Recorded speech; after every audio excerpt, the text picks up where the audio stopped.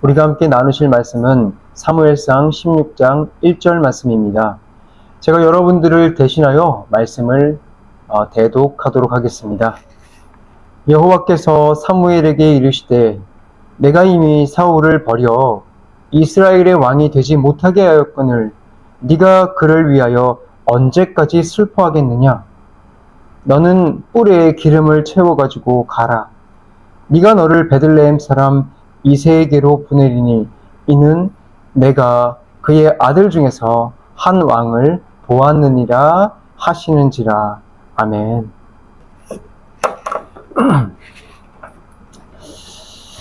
오늘 말씀은 사무엘이 처음에 세웠던 사울이지요.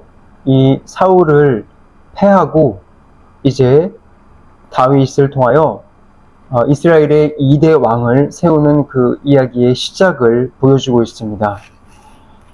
이것은 오늘 우리에게 주시는 메시지가 다윗을 통해 일하신 바로 그 하나님이 일하는 방식을 주목하여 보는 것이죠. 오늘 본문은 이 초대왕 사울이 끝나는 것에서 시작을 합니다. 이제 하나님께서 분명히 허락하셔서 세웠지만 인간의 뜻을 따라서 세워진 사울, 그 왕의 시대는 끝나는 것을 우리가 보게 됩니다. 여러분, 우리가 어떠한 것을 계획하여 세워서 나아갈 때 우리가 쭉 그 일을 해 나가면서 성공을 하게 될 때도 보고 실패를 하게 될 때도 봅니다. 그러나 우리가 성공을 하게 되었을 때 우리의 마음속에 드는 것은 내가 잘해서 이러한 것이 이루어졌다라고 생각을 하는데 그렇지 않습니다. 계획은 우리가 하고 나아갈 수 있지만 분명한 것은 하나님께서 그 일을 허락하지 않으면 그것은 끝이 난다라는 거예요. 마찬가지입니다. 하나님께서는 분명히 사울을 통해서 인간의 계획을 들어주셨지만 이제는 그것을 끝을 냈다라는 것입니다. 하나님께서는 사울에 대한 이야기를 이렇게 전하시죠. 사울이 다시는 이스라엘을 다스리지 못하게 하도록 내가 그를 이미 버렸는데 너는 언제까지 그렇게 괴로워하겠느냐. 인간의 시대가 끝이 났어요. 이 말이 무슨 말이냐면 인간이 갈 때까지 갔다라는 말입니다. 인간으로서는 갈 때까지 갔다라는 거예요. 인간이 갈 수 있는 끝은 그냥 끝입니다. 하나님의 진노가 차는 것이고 이 진노가 찼을 때 우리는 죽음밖에 남아있지 않다라는 것입니다. 여러분, 인간은 결국 본인이 하고 싶은 것을 모두 이루어 나가면 그 끝은 죽음밖에 없습니다. 여러분들이 원하는 모든 것을 다 이루어 나가 보십시오. 그 끝은 그저 죽음밖에 없는 것입니다. 창세기 11장을 보면 인간이 끝으로 갔을 때 어떠한 일이 나타나는지 잘 나타나고 있어요. 그것이 무엇이죠? 하나님께서 그들을 흩어버리시는 거예요. 시편은 말해요. 악인은 바람에 날리는 겨와 같다. 여러분, 하나님께서 인간이 아무리 자기의 뜻을 온전히 이룬다고 할지라도 하나님은 그것을 흩어버리십니다. 사울이 끝났다는 것은 결국 그를 원했던 인간들도 다 같이 흩어버리고 끝났다는 것입니다. 오늘 우리는 이 말씀 앞에서 두려워해야 될 줄로 믿습니다. 지금 우리가 사는 시대는 어떤가요? 하나님을 사랑하고 찬양하는 사람들로 넘쳐나는 시대에 살고 있나요? 그런데 우리가 이 대세라고 부르고 있는 것들을 가만히 살펴보면 거기는 하나님을 찬양하고 하나님을 높이는 것이 아니라 인간들을 높이고 있는 것을 보게 됩니다. 우리의 모든 것이 인간들을 높이는 것이죠. 심지어는 교회조차도 거기에 맞춰져 있어요. 그렇기 때문에 이 시대는 정말로 무서운 시대예요. 우리는 이 시대를 보면서 정말로 발전된 시대, 이렇게 역사상 아름다운 시대가 있는가 싶을지 모르겠지만 정말로 여러분들이 그러한 마음으로 이 시대를 바라보고 있다면 여러분들의 신앙을 점검해 보아야 하는 것입니다. 하나님께서는 지금이라도 지금이라도 이 시대를 보면서 결정을 하신다면 바람을 불어서 우리를 흩으실 것입니다. 바로 이와 같은 시대가 바로 본문의 시대, 사울의 끝을 알리는 것입니다. 어두운 이 시대, 놀랍게도 우리는 이 시대에서부터 하나님께서 일하신다라는 것을 볼 수 있습니다. 요한복음 1장은 우리에게 어둠이 있는 우리에게 빛이 친히 찾아와 주신다는 것을 말씀해 주고 계세요. 이와 마찬가지로 사울이 끝난 이 시대에 하나님의 빛이 비추기 시작했습니다. 인간의 끝이 다가왔을 때 하나님은 단순히 인간들을 날려버리지 않으시고 그분의 은혜를 베푸시기로 결정하는 시간이 된다는 것입니다. 바로 우리가 보고 있는 이 다윗을 준비했다라는 거예요. 하나님께서 세우신 다윗이 준비된 것입니다. 이 말씀은 우리에게 참 소망이 됩니다. 하나님의 너무나도 크신 사랑이 우리를 기억해 주시고 바라봐 주시고 계시기 때문입니다. 우리의 끝이 바로 하나님의 시작이기 때문입니다.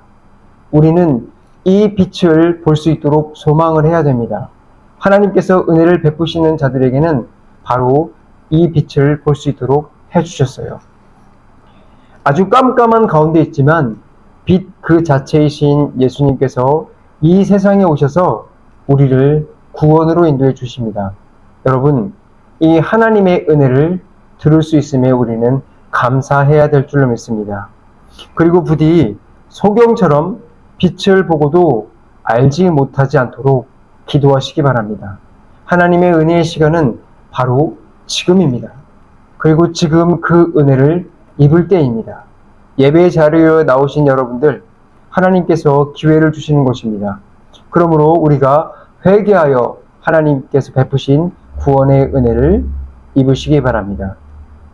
하나님께서는 이제 이렇게 일을 하십니다. 우리가 끝날 때 하나님께서 일을 시작하십니다. 사도 바울의 말처럼 나는 죽노라 하고 고백하고 정말로 우리가 죽을 때에 하나님께서 일을 하시는 겁니다. 우리가 단순히 예수님을 믿어요 하고 돌아서는 우리가 살아서 마음대로 사는 그런 것이 아니라 하나님께서 우리를 죽음이 왔을 때 그 이후로 진정으로 구원을 시작하는 것입니다. 이제 하나님께서 우리를 이끌어 가실 방법을 한번 살펴보겠습니다. 먼저 우리는 하나님께서 일하는 방법을 인간의 끝에서 시작한다는 것을 말씀드렸죠. 자, 이제 이것에 대해서 말씀드리겠습니다.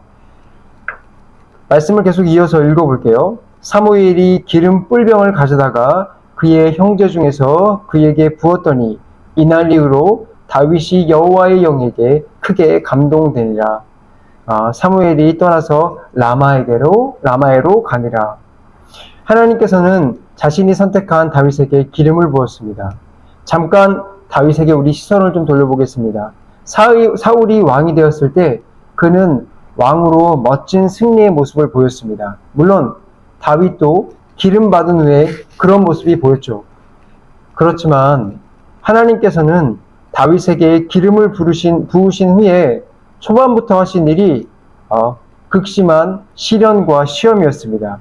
하나님께서 기름을 부어주신 사람들은 다 그랬어요. 아브라함도 그렇게 하셨고요. 하나님께서 바닷가의 모래와 하늘의 별과 같이 많은 자손을 주시겠다고 약속을 하셨는데 그 약속을 하시고 30년 동안이나 무자했습니다.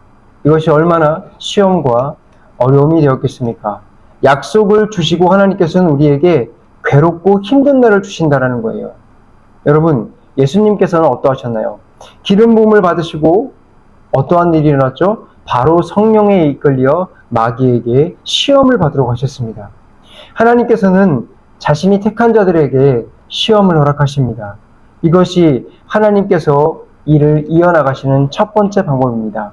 자, 그렇다면 하나님께서는 왜 이런 방법을 사용하시는 걸까요?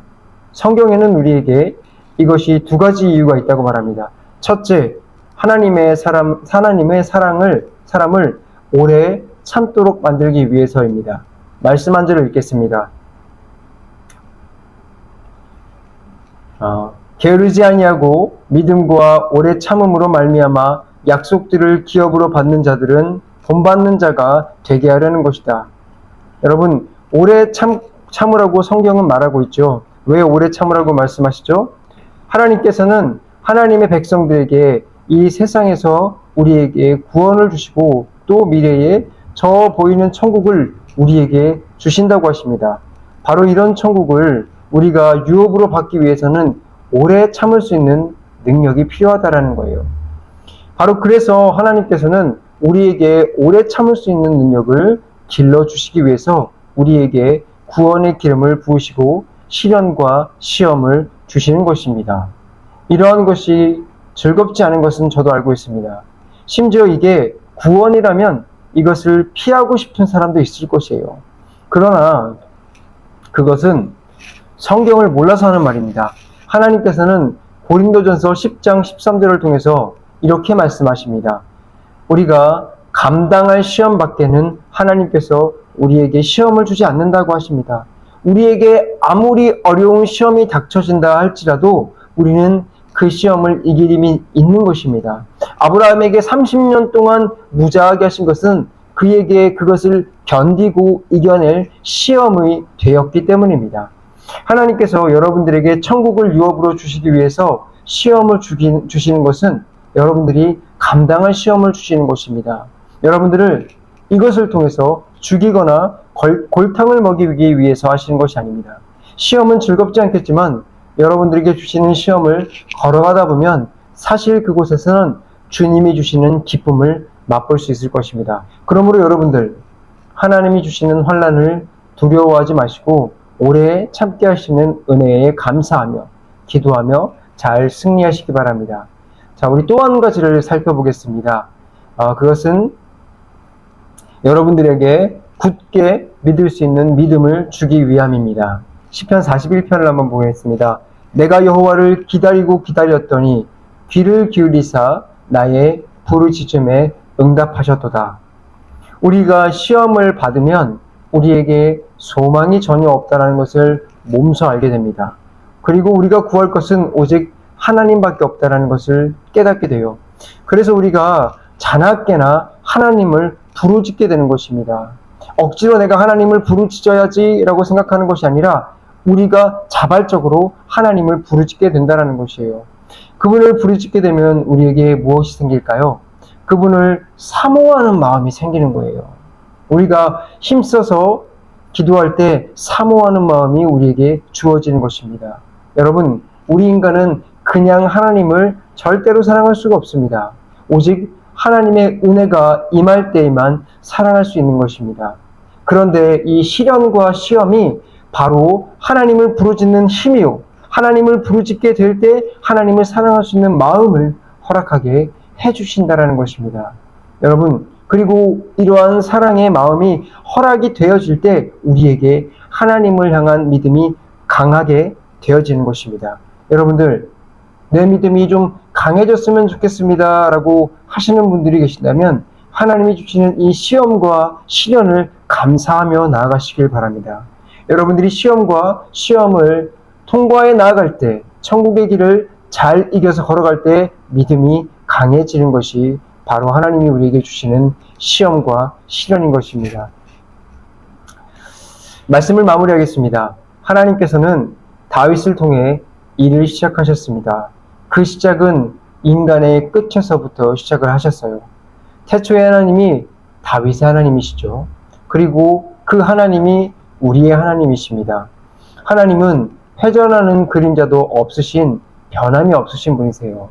그분께서 우리를 구원하시겠다고 말씀하셨으면 그분께서 분명히 끝까지 우리를 구원하실 것입니다.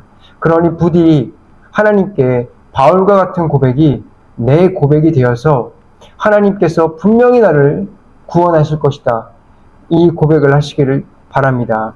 또 하나님께서 일을 진행하시는 것은 처음에는 시련과 시험으로 온다라는 것입니다.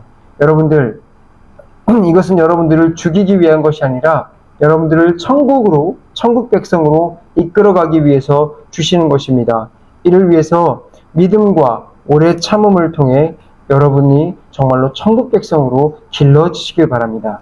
명심하실 것은 여러분들의 고통을 주기 위해서 이것을 주신 시험이 아니라 여러분들이 또한 이것을 감당할 수 있는 시험을 주신다라는 것입니다. 이 시험을 두려워하지 마시고 잘 감당하시기 바랍니다. 바라기는 이 말씀을 듣는 여러분들이 하나님의 말씀을 듣고 모두 하나님께로 나오시길 바랍니다. 다 같이 기도하겠습니다.